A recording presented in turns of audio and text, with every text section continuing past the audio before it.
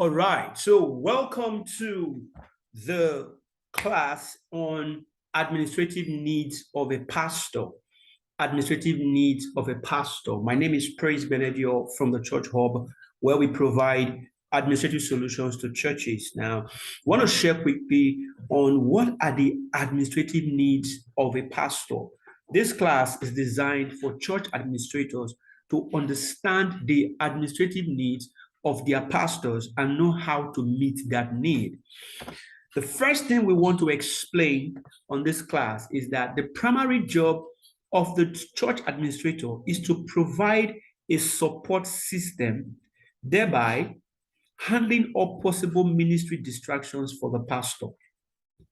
We have come to realize that what grows the church is the word of God.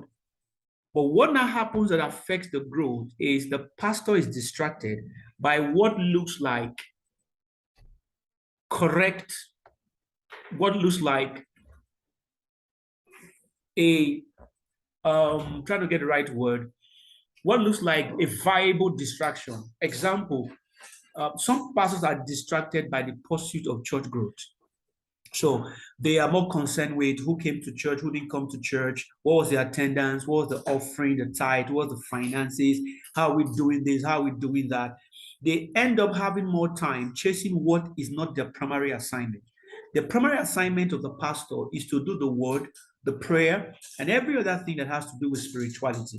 That's the primary assignment of the pastor, and that's what grows the church. What grows the church is the word of God. Okay, so the administrator comes in to help the pastor take away those distractions so the pastor can focus on the core assignment of delivering the word and prayer. Okay, so in doing that job, the church administrator needs to meet the administrative needs of the pastor. So we'll talk about all of that shortly. But before we do that, we would like to state it here that one major driver of excellence in ministry operations is order. Order, some will call it orderliness. Orderliness is the driver of excellence. So the administrator must have that consciousness of orderliness in order to be able to support your pastor. For you to be supporting your pastor, you must have that. I'm using that word must because that is what will make the job effective for the pastor. When you deliver your stuff shabbily, without order, no process, no proper documentation, you are becoming more of a distraction to the pastors. So now I'm talking to church administrators. You must have that training, that consciousness that things should be done in orderliness. Documents, reports, financial dealings, interactions, whatever you are doing to support your pastor, please have a mentality of orderliness in your process. Don't just do stuff because, oh, I'm the one doing it, so you just do it the way you like. No, do it with a consciousness of orderliness so that your pastor will be fully supported in delivering his task and target. Okay, so let's get into the need. There are about 5 administrative needs of a pastor. We'll talk about each of them. We'll give you examples of them, and they will help you to see how you can meet those needs. Right? The first one is the spiritual support. The second one is the planning and execution support. The third one is the financial management support. The fourth one is the people management support. And the last one is the third-party relation support. All right? These are the 5 major administrative needs of a pastor. So let's look at it. First one is the spiritual support. As an administrator, praying for your pastor is part of your responsibility. It's a support system that you are praying for your pastor. It's not just protocol. It's a mandate expected of every church administrator. It's to form the culture that every time we have a prayer meeting, we have a fellowship, we consciously pray for the leader of the ministry and our family, and his or our family. This is the first support you want to give to your pastor. Always pray. At least put in your prayers every day. Pray for grace, pray for wisdom, pray for strength, pray for his family, pray for, if he's a lady, pray for her family. Just ensure that you have this consciousness of spiritually supporting your pastor in prayers. The people you pray for, you naturally fall in love with them. Okay? So help your pastor, support them with prayers, with prayers. When you're drawing up prayer plans for your ministry, if that's your job, if that's part of what you expect to do as an administrator, if that's what is added, you should add a prayer for the pastor and his family. Is a major way to support your pastor spiritually. Number two, planning and execution support. Now, the process of running the church has a lot to do with planning, a lot to do with plan and execution, right? Now, as the administrator, your job is to convert those instructions into documented plans. So when you have a meeting with your pastor to plan for the month and you come up with ideas and all of that, one of the things you can do to support him is to convert those ideas into documents. And of course, I always encourage administrators, get your pastors to sign on your administrative plans for the month. All right. It's a way to support it. When he sees those documents, it makes him know that, oh, someone is on this issue, someone is handling matters on my behalf. Number two, efficient deployment of ministry resources. Now, this is where you get to work. We're talking about execution. All right. So if we agree to buy something for church, one of the ways you can support your pastor is to see that we get the best quality at the best price. That's efficiency. Okay. Efficiently deploying the ministry resources to ensure that pastor is satisfied, that resources are not being wasted. Okay. Number three, administration, effectively administering the ministry system. So all the departments in church, the administrator is meant to work with them in delivering their task and target for the month. Okay, you're working with the media guys to come up with the video adverts for the month, the graphics. You're working with the choir on their music. You're working with the men to see that they are doing everybody properly administered will help the pastor to focus on his assignment. So you are doing a planning and execution support system for your pastor. Number four, the church office management. So as a church administrator, you are the one in charge of managing the church office. Okay, the documentation, the filing, the utilities, the office ambience. You are responsible for ensuring that it becomes a support place. Pastors should walk into that office and feel cared for and feel like, oh, someone is taking care of things here so I can focus on my assignment. All right. So that's number two, planning and execution support. Number three is financial management support. As the church administration, you must be conscious of the financial resources of the ministry and how they are effectively deployed. Now, how do you do that? Number one, you have to have faith for finance. When pastor brings up an idea, be the one that will add your faith to say it is possible, it can be done, God will supply. Your faith will even spill over to the finance team.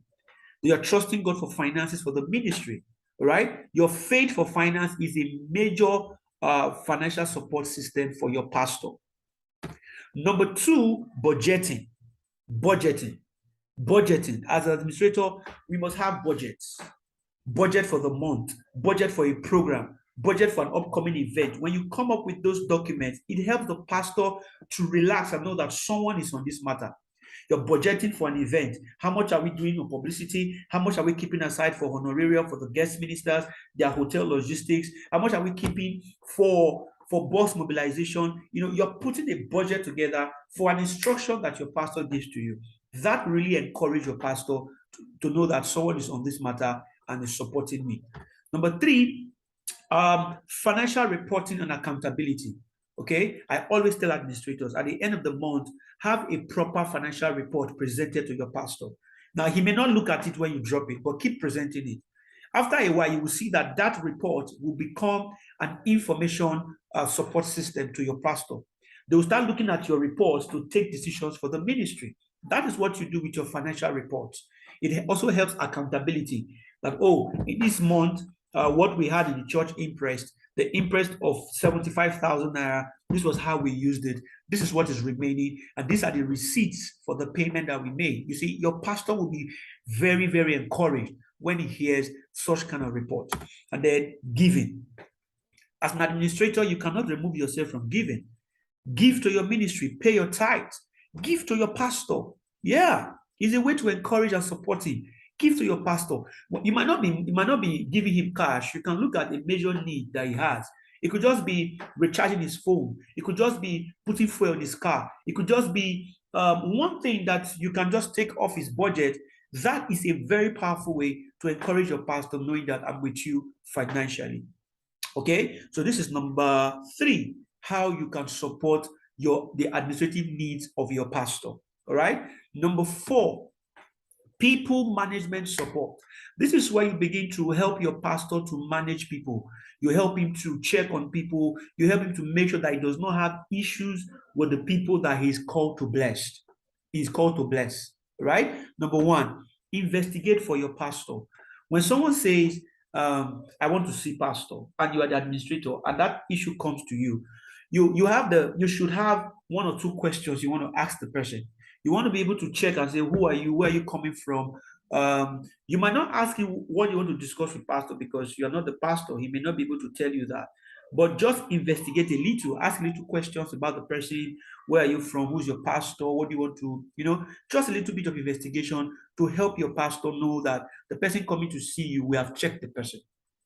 Okay. Number 2, profiling visitors is almost like investigating, but this time around, you are profiling them, sometimes without even asking them. You check on their dressing, you check on the way they talk, their body language, the way they are behaving. You're profiling visitors, and then you can inform your pastor. So, this guy coming is a bit shaky. His brain, his attitude is not very clear, and all of that. When you do that for your pastor, he's rest assured that someone is watching my back. Okay.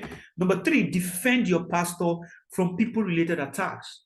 Okay. So someone comes to church and has some kind of rumor against your pastor. As the admin, you shut it down. You shut it down. You don't allow them attack your pastor, no matter how genuine the person look. You defend your pastor from people-related attacks. Okay. Number 4, you project your pastor to favorable relationships. Okay, why not? There's someone that can help your pastor do something. You project the person, you project your pastor to such relationships. Oh, a very good barber, a very good laundryman, a very good car mechanic. These are ways to help your pastor. Project someone that can make the work easier for your pastor. This is number 4, people management support for your pastor. And then number 5 is the third-party support. Third-party support has to do with organizations or people who are not having direct relationship or business with your ministry. Now, as the church admin, you should be the link between the pastor and the third party. All right. Example: the community where your church is.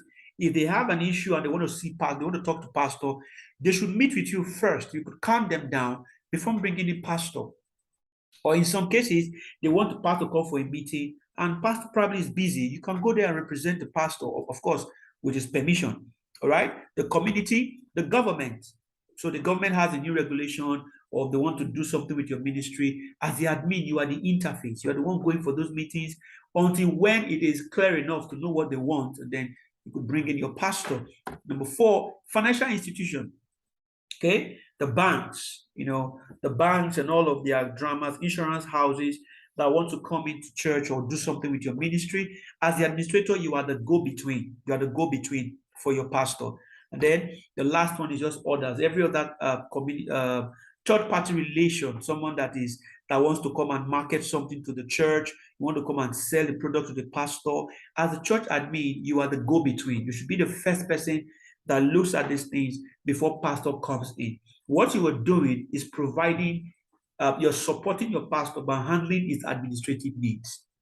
Okay, so that's basically 5 major things that you can do to help your pastor administratively. So quickly, let's have a run through the 5 things that you can do for your pastor. We said number 1, the spiritual support, right? Where we say pray for your pastor, help your pastor to know, to pray for him. If he knows, fine. If he doesn't know, that's fine. But keep him in prayers. Ensure that people around you are praying for your pastor. Number 2, planning and execution support. So this is more like you're doing your job effectively, you're documenting, you're efficiently deploying resources, you're managing church office, you're ensuring that the systems are working. And we said the financial management support, where we looked at budgeting, we look at faith for finance, we look at giving, financial report. These are things you can do to help your pastor financially in helping him do his job. Administrative support financially, right? Now, people management support, we said you can investigate people for your pastor, you can profile people for your pastor, you could defend your pastor against people-related attacks, and then project your pastor to favorable relationships. Okay, so also defend him from toxic relationships. And then lastly, we said third-party support, where we looked at the community, the government, the financial institutions, and others. Basically, what you're doing is helping your pastor to take care of his administrative needs so that he can do the spiritual assignment that God has given to him. Now, if you have any question, just reply on the platform where you got this video, and we will be able to respond to you on that. We hope this add value to your day. Do have a wonderful day, and God bless you.